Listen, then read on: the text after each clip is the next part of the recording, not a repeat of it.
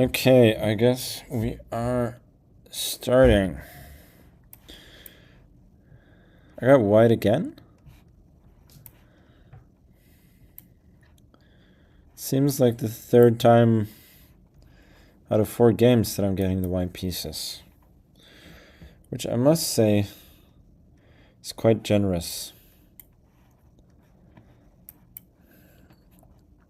This 97 line is like a little bit suspicious, not because of what I play. This I had against Report once in Norwich's, and it's generally doing this knight maneuver early is quite useful for black.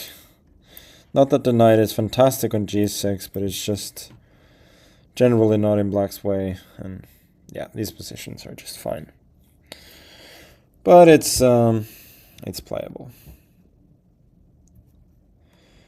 Yeah, d5 makes sense. ed5, there's probably e4. I'm guessing I should go knight e5. Here, and then usually knight e4 happens. Although I can win a pawn. Here, and then bishop f5, knight g3, and takes. It's not the most amazing extra pawn. He will have compensation with the bishop pair, but it is still a pawn. I feel like I should prevent a3, even though I don't love the idea of his light squared control here, particularly as the rook can come into some of these squares. Go play f3, overprotect the knight, rook ad1, preparing to take, and then protect the pawn on b2 from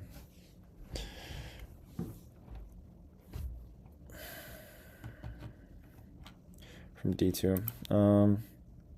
Let's jump in. I would love, of course, for him to trade, and then we get a nice pass pawn. g3.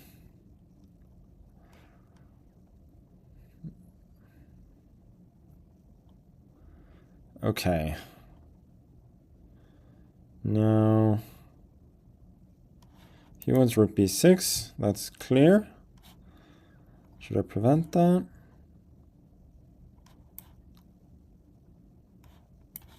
Actually, I'll take first. I think his bishop is not that great on d5. Now I'm probably threatening to take here because there's no rook b6. Let's probe a little bit on the king side. Now that he's weakened his position, and I think we've gotten to a point here where just taking away the square on g6 more than anything else, and also possibly eyeing up this square for the knight. I think we've gotten to a point here where he clearly does not have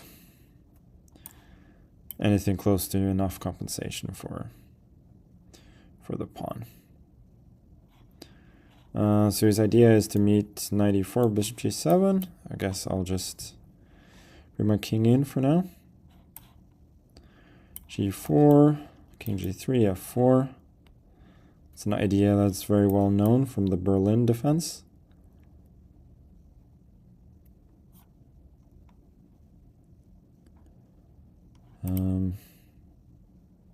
Yeah, let's just push. Rook here, then rook d4. Oh, maybe I allowed f6 now.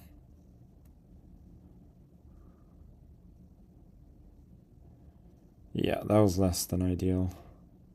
Rook d4 really is begging for f6.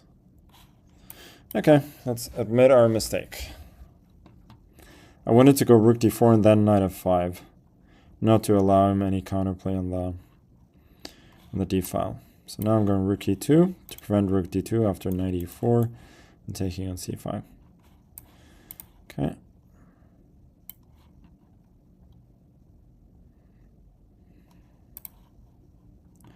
I feel like this has to be... Maybe I go here, actually. This looks very good. I can build a mating net. Rook d2, and then... later on jump in with a knight to f6. Maybe it's actually not that easy. Yeah, now knight f6 was a little bit panicky, but I didn't really see what to do, and I don't want to go way down on time.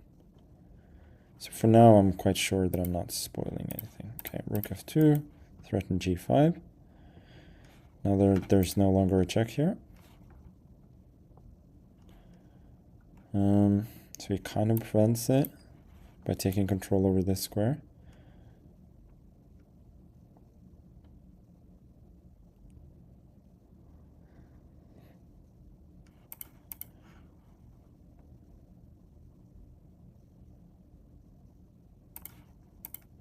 K2.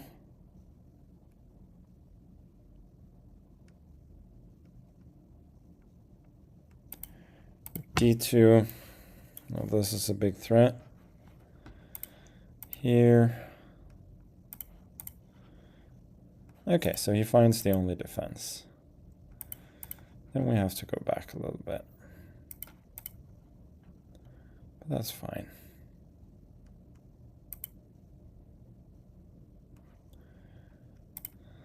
Just make sure I don't walk into some kind of threefold repetition here.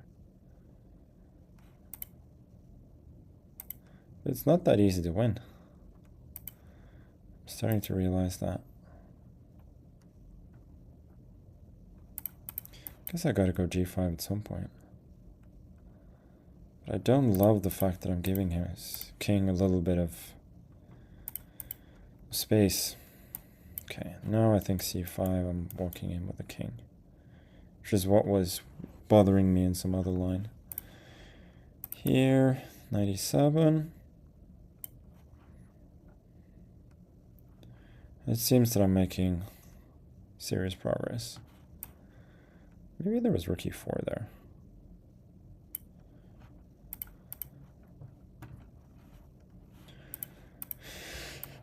Here. He's still defending, which is somewhat annoying. Can I construct a mating net here with the king? I'm not sure that I can.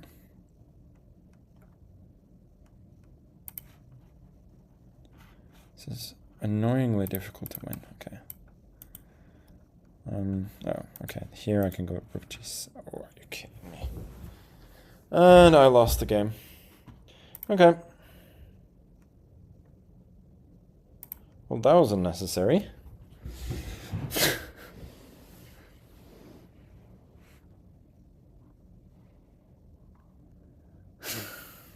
That was highly unnecessary.